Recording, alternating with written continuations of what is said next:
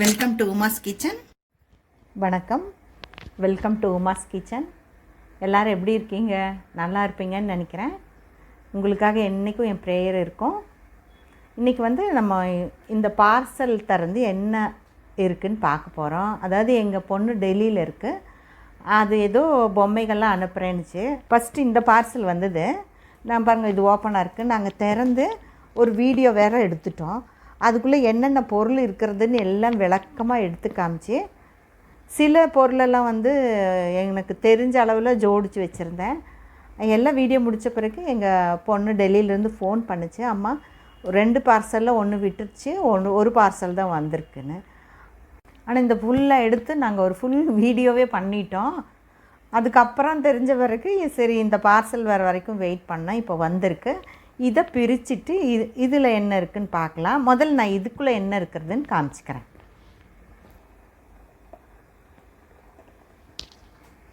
பாருங்கள், இதுதான் ஃபஸ்ட்டு பார்சலில் வந்தது.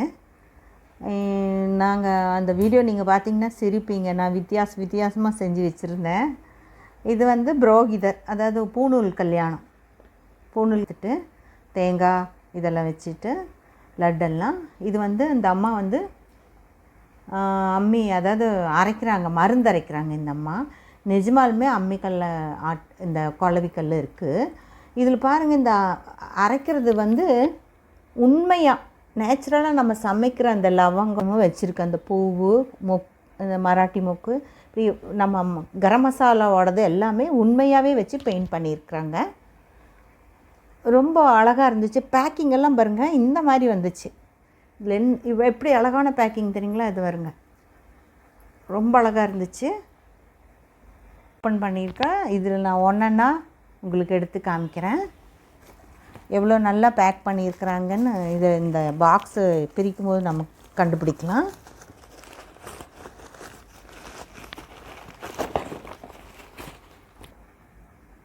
பாருங்கள், அந்த செகண்ட் பார்சலில் இது வந்தது. இது ஒரு மாட்டு வண்டி மாதிரி இருக்குது. அதில் நிறைய காய்கறிகள் எல்லாம் இந்த மாதிரி ஐட்டம்ஸு இதெல்லாம் இதில் இருக்குது. இனி நம்ம பிரித்து பார்க்கணும். இதில் ஒரு குடிசை வீடு. பார்சலெல்லாம் இப்படி நல்லா அழகழகாக தான் வந்திருக்கு பாருங்கள்.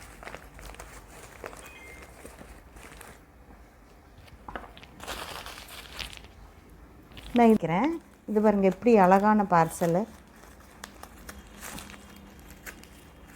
நல்லா பேக்கிங் இருக்குது. பார்க்கவே அழகாக இருக்குது பாருங்கள். என்ன அழகாக பேக் பண்ணி, அது இந்த மேலே இந்த கிராச் விழுகாமல் இருக்கிறதுக்கு என்ன அழகாக பேக் பண்ணியிருக்காங்க. இதெல்லாம் இது கம்ப்ளீட்டாக நான் பிரிச்சுட்டு அப்புறம் பார்க்கலாம். 2வது பார்சலில் பாருங்கள், இந்த மாதிரி வந்திருக்கு. இது நம்ம செட்டியார் அவர் ஐயா, இந்த அம்மா. இது நம்ம இப்படி எடுத்துக்கிட்டு நான் இது கொலு வைக்கும்போது இதில் வச்சுருந்தேன், மண்ணில். என்னது நிறைய உடஞ்சி போச்சு. ஆனால் இது உடையாது பாருங்கள். இது மரம், ஆனால் வெயிட் கிடையாது, லைட்டாக இருக்குது. ஆனால் கொஞ்சம் கேர்ஃபுல்லாக வச்சுக்கணும். நம்ம அதை பேக் பண்ணி எடுத்து அமுத்தாமல் உடையாமல் வச்சுருந்தா மண்ணை விட கொஞ்சம் பார்த்துக்கலாம். அதாவது மண் பொம்மையை விட இது கொஞ்சம் ரிஸ்க்கு கம்மி தான். அப்புறம் இது ஒரு காய் வண்டி, எல்லா காய்கறியெல்லாம் வச்சுருக்குறாங்க. இது இப்படி காய் வண்டி, கீழே தனி போர்டு. இதெல்லாம் பாருங்கள், எடுத்து வைக்கலாம். இதான் எடுது.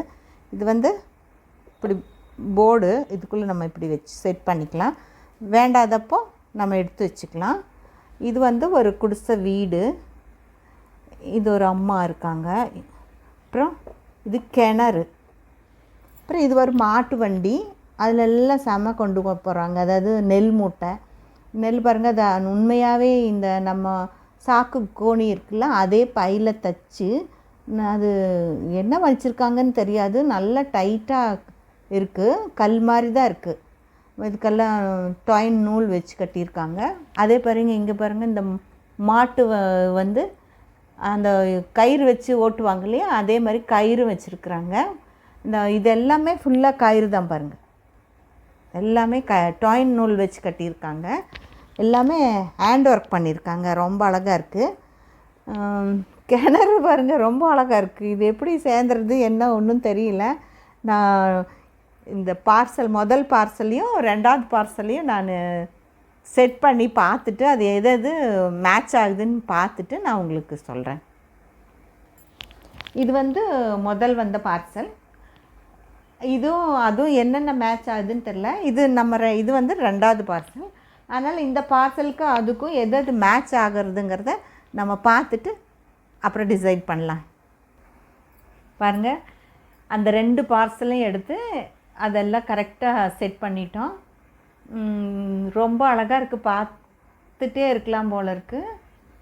நான் இது பூணூல் கல்யாணம் நான் முதல் சொன்னேன் இல்லையா. ஃபஸ்ட்டு பார்சல் ஐயர் ஓமம் வளர்த்திட்டு பூணூல் போடுறாங்க. இது காய்காரர், காய்காரர் இவர் தான் இந்த காய் வண்டியோட ஓனர். இவங்கெல்லாம் காய் வாங்குகிறாங்க. இதில் எல்லா காய் இருக்குது. காய் வண்டி ரொம்ப அழகாக இருக்குது.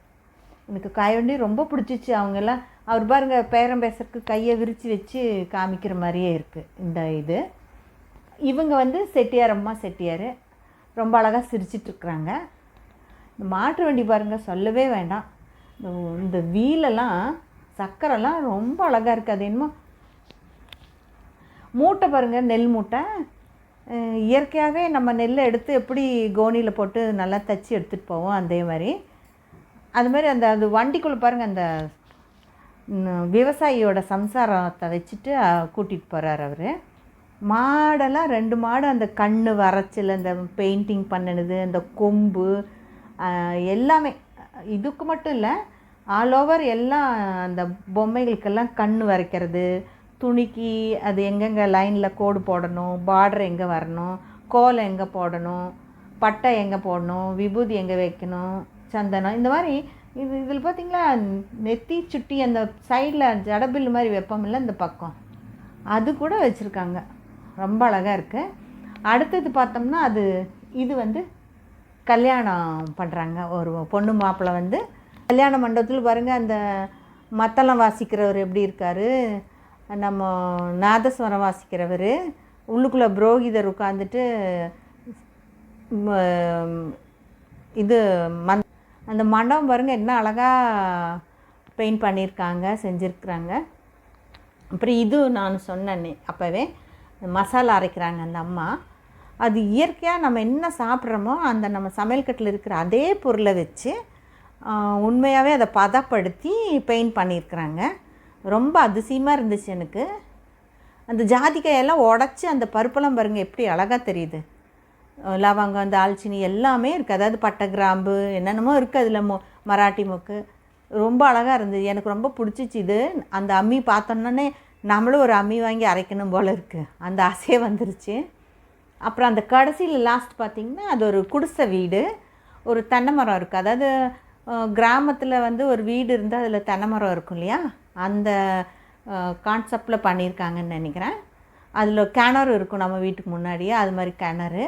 ஒருத்தர் அங்கே கிணத்து பக்கத்தில் அந்த வீட்டு ஓனர் இருக்கிறாருன்னு நினைக்கிறேன், தண்ணி இறைக்கிறாரு. அந்த அம்மா நெல் அரிசியை எடுத்து புடச்சிட்ருக்குறாங்க. இயற்கையாக ஒரு கிராமத்தில் எப்படி இருக்குமோ அந்த ஒரு கான்செப்டில் அது பண்ணியிருக்கிறாங்க. ஆக மொத்தம் ரொம்ப நல்லா இருக்குங்க, எல்லாமே நல்லாயிருக்கு. ஒரு காய் வண்டிக்காரரு, ஒரு பூணூல் கல்யாணம், பெரியவங்க செட்டியார் அம்மா செட்டியார் ஐயா, அப்புறம் ஒரு விவசாயி எப்படி போவாருங்கிறது அந்த மாட்டு வண்டி, விவசாயியோட அந்த அம்மாவை உள்ளே உட்கார வச்சு கொண்டு போகிறாரு பாருங்கள். அது ரொம்ப பிரமாதமான ஒரு கற்பனை.